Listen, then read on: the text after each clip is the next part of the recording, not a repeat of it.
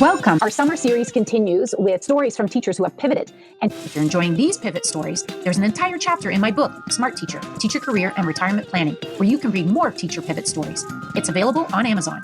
Now on with the special summer series. Understandably so. People who were suffering in my school with their low morale, and I was so filled and invigorated with this desire to build something new and learn something new, and so therefore I was lonely. Meet Joanne, a veteran teacher who pivoted 7 years before reaching full retirement to become an entrepreneur as a financial literacy educator and coach for a niche clientele. What did she fear? Why didn't she stay? But most importantly, how did she do it? She shares it all in this episode of our special summer series. Welcome to 85 After School. I'm your host, Nicole, and this is the podcast about teacher career and retirement planning through real-life stories of those who live it. Today, I have a very special guest, and I'm excited that she's going to talk because I know that she had many decades into teaching, did not stay until retirement age, but pivoted for a very specific reason. But I'm jumping ahead of myself. A warm welcome to Joanne. Thank you for joining us today, Joanne. Thank you for having me. My very first podcast. I'm really super excited.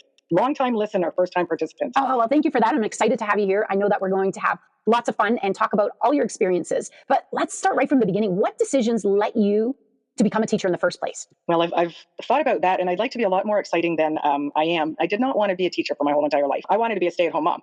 But then I didn't find a partner soon enough, so I was good at school. So I went to school. I went to university, and initially I took social work. And after one semester, I decided that wasn't where it's at for me. And I said, well, what's the next thing on my list that I'm good at? And I was good at reading and writing. So I said, well, I'll take English literature. And I took English literature for 4 years. And at about year 3.75, I suddenly occurred to me that I needed a job. And what was I going to do? So I really just happened into teaching. And I ended up going to school in Buffalo for my teaching degree. And I really enjoyed the placements. Coming out of Buffalo, we did 8-week placements. And I did an 8-week placement in a grade 8 class where I was supported magnificently by a really good grade 8 teacher. And then I did a high school placement, and that really wasn't for me. It didn't have that sense of community that I wanted. So my first day of supply teaching, I'll never forget it, and all on my own. And it was just horrific. It was so scary. And I really thought I was prepared, but under the guise of my teaching support person in the placement, I realized it was a lot of her. And I came out to the parking lot and I cried. Oh. So they walked all over me, and I thought, how can I ever do this? After 3 years of supply teaching, I learned a ton of classroom management, a ton of pivoting. And although it wasn't what I had chosen, I thought I could just jump into the career full time. I think it was best that I didn't, because the amount of learning that goes on as a supply teacher is untouched. I mean, if you've made a mistake because 30 kids tell you, at least 20 of them are polite and 10 kids let you know. So it was really just almost just one thing led to another. I can't say it was even a plan. It was like, oh gosh, I'm in a panic. What will I do next? And that's what I did. And then, what will I do next? And then I did that. And you know what? I ended up just, I guess, serendipitously in a career that was fantastic. For many, many, many years, it was fantastic. And you enjoyed it a lot. You worked with the kids, and you always had sort of a leaning towards the kids that need a little extra support or help. How did your career then unfold? Because you spent, was it 23 years? I forget now the count, how many years you were a teacher. Yeah, so I did this would be my 30th year, but of course I had time off with my kids as a mom too. So How did I end up focusing in on learners who needed a little bit of extra help? Well, for my first few years of teaching, primarily grade 7, I'm going to say that I was old school and I was really rough. And I'll never forget the judgment that I placed on one child, and I admit to it because it was a good learning experience. He was a boy who struggled in every class. And as elementary grade 7 teacher, I taught all of the classes, right? So I really had a window on his life. And he would leave every Friday during hockey season to go to a hockey tournament. And I kept thinking, man, that kid needs so much additional help. And here he is taking every Friday off. What's going on here? Mm-hmm. And it came to pass that I gave birth to 4 lovely children of my own, and literally dragged one of them through a school system that just didn't match them. And looking back on that one boy, I was thinking that hockey was what gave him confidence, where school did nothing, only tear him down. Uh-oh. And and it was very much mirrored my son's halfway through school. School is not built for every child. Yeah. And lucky enough, or by matching my personality, I ended up in a music classroom. And that really, really matched my values of I need to find pathways for students to build their self-confidence in a non-academic type of classroom where they can just feel good because they belong. And I often describe my music classroom as a soft spot for them to land, give them a little extra tender, loving care, and, beating on a drum, well, anybody can do it. And if you can just keep 1, 2, 3, 4, 1, then you be the best at that, because we need you and we need what you can bring to my classroom. So I just always had a soft heart for those who struggled academically. To allow students that safe space, you might have been the only voice to say, hey, you can do that. This is great. But there came a time with all the work that you did in school that you thought something's nagging at the back of my head. Can you describe maybe the events that had you contemplate leaving the teaching profession? Yeah. Like many of every teacher's stories, it began with COVID. And COVID really modified everything so significantly that it was really difficult to function as an arts teacher. First, the arts online is not really very fun. I would be like reaching out to my arts directors at the board level saying, what am I going to do? Do you have any ideas? So I struggled with that, and it became really boring for me and boring for the kids. My music classroom was based heavily upon performance, and performance motivated the kids. And then there was no performance during COVID. And then there was, I have to visit their classrooms and we can't play instruments anymore. Well, remember, I founded my music classroom on a very non-academic, there was no pencils and papers in my music classroom. We had hands-on. Without the hands-on, and then when we were in and out of the classroom and in and out of the classroom, all of those ins and outs really destroyed the performance aspect. And then that was all gone. Yeah. And so I was left with a skeletal music program, which I'm going to take ownership for. How I did it and how I did it best was gone. And the morale of the school continued to suffer. We had a very, very different sort of admin. And so it really just muffled my music classroom. When I was 40, I lost my mom to cancer. She was only 65. And if I didn't know that I wasn't going to finish my career before then, I knew there's no way I'm working till I'm 60. It's not happening. There was that. And then a lot of the little things. The next biggest thing was 2 years after COVID, I collapsed at school one day thinking that I had a sinus infection. Oh, no. Nobody saw it. So, as teachers, we just pick ourselves up and we muck through the day. We can do it. My husband was in Newfoundland at the time on a little vacation. And I phoned him. He said, collapsing at school is not something that's normal. This is not a sinus infection. Yeah. Call the doctor. So I didn't call the doctor. The next morning, I got in my car and again drove to the doctor. Now, at this point, my mind is not functioning logically. I just went to her office and terrified the office assistant saying, we're not in operation. And then I was talking some nonsense. I went home again, safely made it home in the car. I'll try to fast forward this. I had a virtual appointment with my doctor. I talked some gobbledygook that because she knew me, she identified that I was most likely having a brain bleed. She said if she didn't know, she would have thought with my crazy talk that I was probably drunk or, on some sort of drugs. I got to the hospital. I was diagnosed with a brain tumor very quickly. I had the surgery 4 days later, and that was a real wake-up call. Goodness. Wow. It was a wake-up call in ways that I never, ever could have imagined. First, coming off of that, it was a 9-month recovery, astounding recovery of just a general unwellness. Not pain, no pain at all, just unwellness until I got my strength back. I went to school in September, all full of vim and vigor to start. And I guess I'm alive for a reason. There's just more work to be done. And I just had this renewed passion in a world that was really suffering from low morale. And eventually it got to me too. Wow. And I thought, well, I'm still alive for a reason, but I don't think it's classroom teaching. And then started the next part of my journey. Well, if it's not here, what is it? That's incredible, Joanne. They say things comes in threes, right? So you had COVID, you had a family event, and then your own personal health experience. And that really makes you stop and think. And if the lesson that your mother gave you is live every day to the fullest, and that's exactly what you did, and that takes a lot of courage. What steps did you take when you finally made that decision that the morale here is low, this isn't feeding my soul anymore, I need to carte diem and go find my true self and give to the world what I was meant to do? What steps did you take to prepare for that? You're very right. It wasn't feeding my soul. And you're also right about my mother's lesson. I have this little piece of poetry from Mary Oliver. It's from The Uses of Sorrow. It says, someone I loved once gave me a box full of darkness. It took me years to understand that this too was a gift. Yes, the box of darkness was my mother's death, and the box of darkness was my brain tumor. But years later, I realized those were gifts. I knew that I needed to do something, and I was just a teacher. Mm-hmm. Just a teacher. I didn't even know how to define myself outside of just a teacher. Mm-hmm. So I started listening I really needed to prepare myself financially because I knew I was tapping out 7 years early as it so happened. My pension was insufficient. My husband was getting the itch and he wanted to go down in his numbers of his work week. And so I needed to learn how to have an income stream. I learned about investing. So I learned about dividend investing. I learned this magical word, dividend investing, for me. And so dividend investing is what I needed to learn about. So that was great. And then I started listening to other people's side hustles and the ingenuity and creativity of people to make $1. And it was inspiring. I was dealing with, and understandably so, people who were suffering in my school with their low morale. And I was so filled and invigorated with this desire to build something new and learn something new. And so therefore I was lonely. Because I knew I would see people's eyes glaze over when I would get excited about, you need to invest, or if you don't like where you're at, then just change it. Because when you're in a dark spot, it's really hard to do that. So I learned about side hustles. I learned about dividend investing. And then I happened upon a conversation with friends and relatives of mine. They run private foster care and they look after placing them in homes. So they were saying, I was talking one time about how the teenagers during COVID, they had missed out on such a huge portion of their social life. And then I had been parenting teens. And honestly, it was horrific. If any parents out there know what teens are like, they can be quite horrific. But then all of their friends coming over and saying, during COVID, I was present because I'm home and we're all home and they're not supposed to be visiting my house, but I can't stop it. And talking about the minutia of opening a bank account, what a savings account is, how do I get my driver's license, how do I apply for college online? Because I had some, my kids were doing that, but they weren't doing that through the support of the school because the school wasn't functioning. so many more things that you don't even realize. One day, my daughter said, "Mom, I lost my bank card." I'm like, "Oh, here's another thing. What do we do next? Adulting skills, teeny adulting skills, and big ones."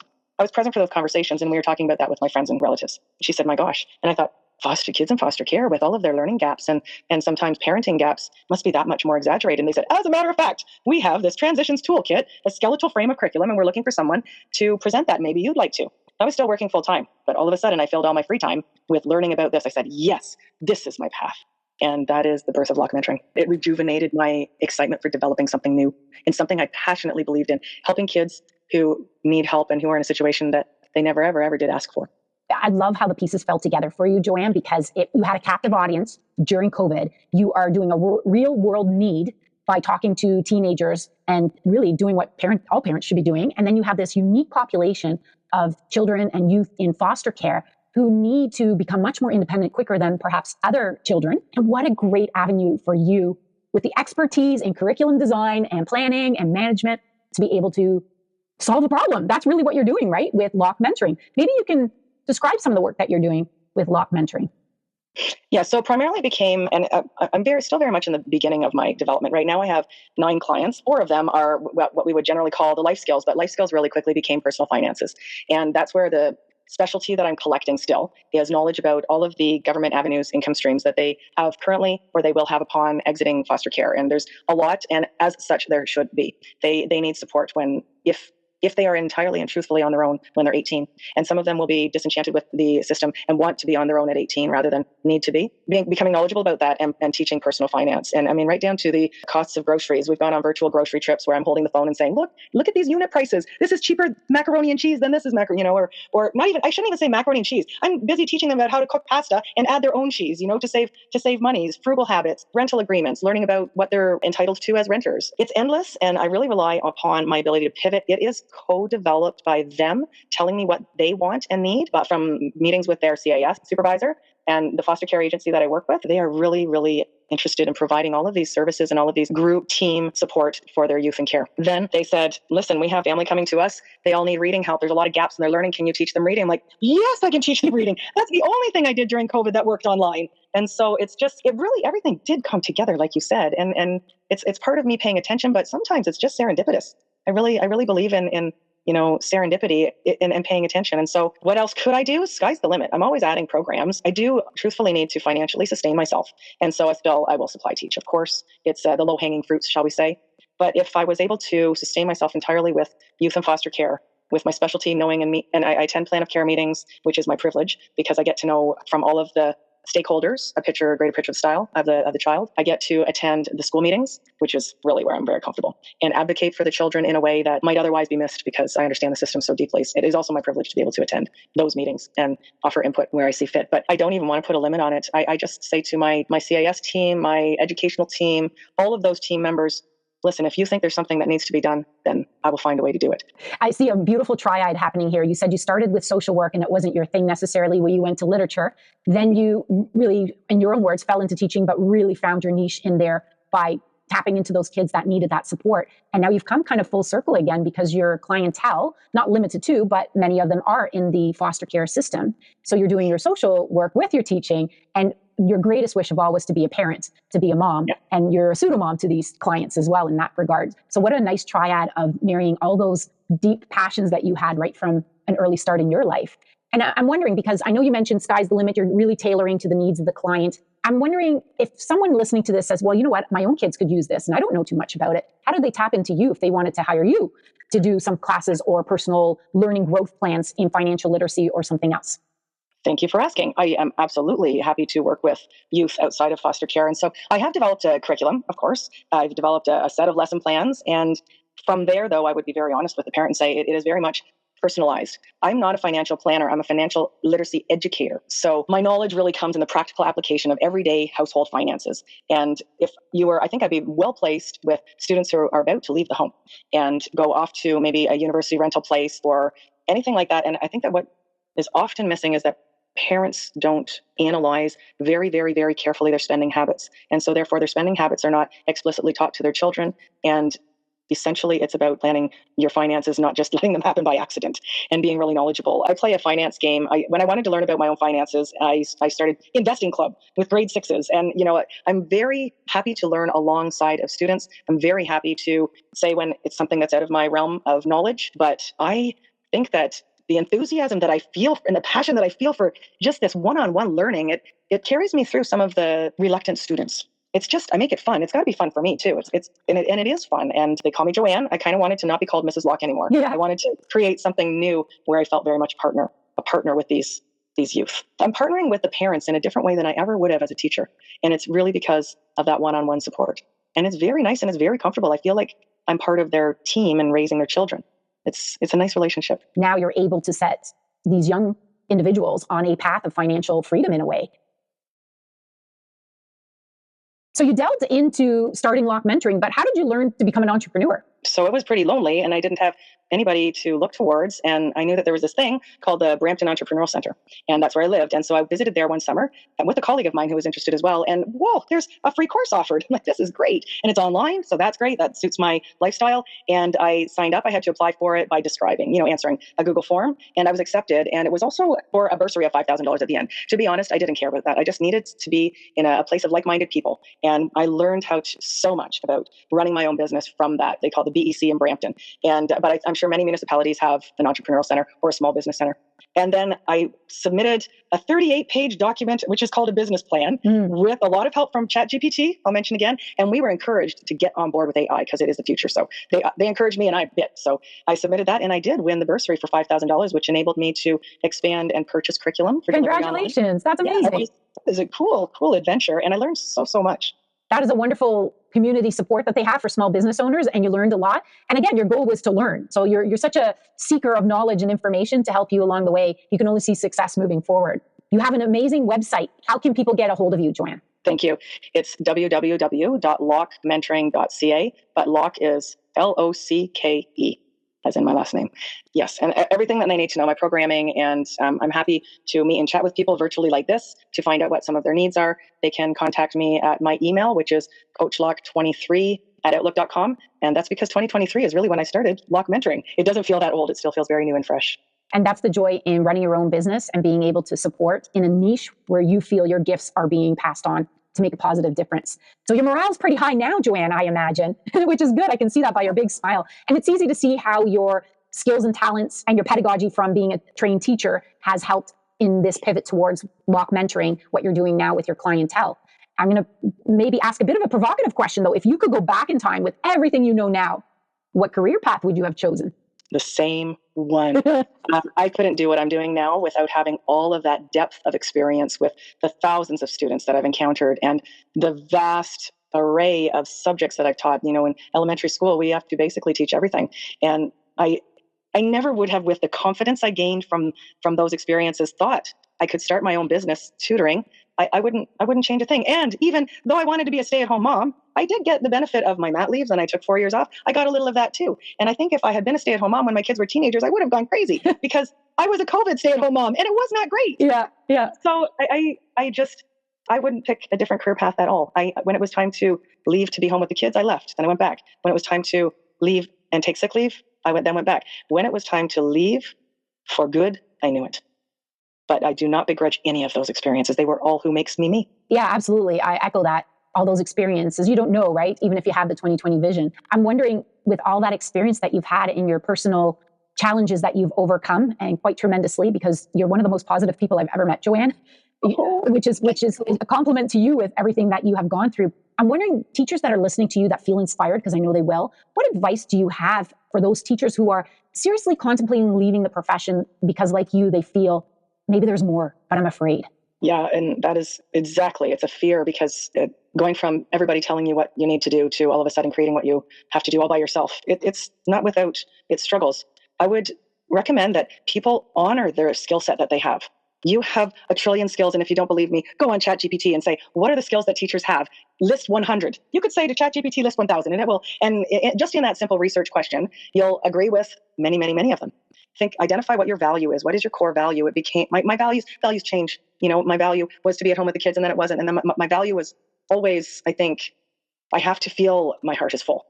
And so what changes all the time. What is your heart? What fills your heart? But identify your values. My value was my heart must be full. I must feel useful. So, and then chase your values. One thing I wish, I don't take it back. There's no regrets, but I wish I had dug into my finances and learned how to invest when I was 25 from paycheck number one, because it's not difficult. It's not scary. It can be very entry level easy. And if I could say, I was talking about just baby investment GICs with one of my youth, and I explained it. And that youth said, "You mean they're going to pay me just to be patient?" I said, "Oh, you totally get it. Yes. Do something, invest something. Don't leave it up to somebody else until you make a decision to leave it up to somebody else. First, learn your own self. And then you can, like at first, my questions were very dumb. I wasn't even smart enough to ask good questions. Didn't even know what a question was. But I listened to podcasts, and over again, then my questions got better and smarter and better and smarter, because that's my third. Well, I have pension, I have side gig, I have supply teaching, and my next stream of income, which is very necessary because you take a hit when you tap out 7 years early, is investing. Yeah, so learn to invest, choose your values. Oh, and find hobbies. Mercifully, I only have 13 hours of work a week, so you had better have hobbies to fill the rest of that also still fill your heart. Which is such a big turnover from working 40 plus hours, marking on the weekend, not having evenings to yourself and all that. So it's a big switch for sure. And I like what you said about investing, because this work you're doing now with Locke Mentoring is teaching those young students about compounding interest. You mentioned dividends. And if they start early and learn to live below their means once they get to a place where they're meeting their basic needs, what a great way to set them up for success. That is just such a rewarding way to work on your daily basis. Yeah, you've made me feel excellent, but I do want to take a moment to honor the people in my past that have made a difference. So my parents were extremely good at demonstrating the frugal life and savings. They didn't know anything about investing. They didn't have to, but I won the birth lottery there. They demonstrated to me, and they lived a life of looking after finances. But for most of my career, I was surrounded by fantastic people, many of them younger than me. I opened 3 schools. So I ended up being the oldest almost all of the time. And their enthusiasm and their creativity and what they've also filled my soul, So there's been a lot of greatness that surrounded me that's enabled me to be what I am as well. And I just wanted to honor that. There's just so much I've learned from other people. Yeah, absolutely. And the more we have a growth mindset and a lifelong learner attitude, I think the more positivity we draw our way. Congratulations on all your success. I'm very excited for you and what will happen in the coming years and how much your business will grow. You'll have a team. I'm positive you'll have a team of workers for you in your business. I want to employ some of my youth in a variety of ways, the youth that I work with. What a great way to do that. Joanne, we've reached the part of the show where I ask our guests to contribute a gem, that one piece of career wisdom that you want to share with the listeners. Keeping in mind, I had a really long, pleasant and fruitful and happy and exciting career. And then I didn't. And I want to encourage people to identify that in yourself. There's so many other things you can do, and you have a wealth of knowledge. Please don't feel held by the golden handcuffs. There's just, it's your career can be pleasant and magnificent. And when it's not, identify within yourself that it's not, and know that there's information and supports out there for you to do something different. Well said, Joanna. So if you're itching to move on, don't be afraid. Joanne, it's been such a pleasure speaking with you. I'm so excited about the clientele that you serve and all of the things that you're doing with Locke Mentoring. Congratulations. And thank you for sharing your story with the listeners today. Nicole, thank you for everything that you do. My first podcast, and you just made it so easy for me. Oh, I'm sure you'll be invited as a guest elsewhere as well, because you're just a joy to talk to. Thanks, Nicole. Well, that's our show for today. Thanks for joining us. Be sure to subscribe to the podcast so you know when new episodes are uploaded. We'd also love to hear your feedback. Leave a review or connect with us on Instagram or Facebook at 85 After School. Hey, if you're interested in being a guest, be sure to email us directly, 85afterschool@gmail.com. That's 85afterschool@gmail.com. Until the next episode, be good to yourself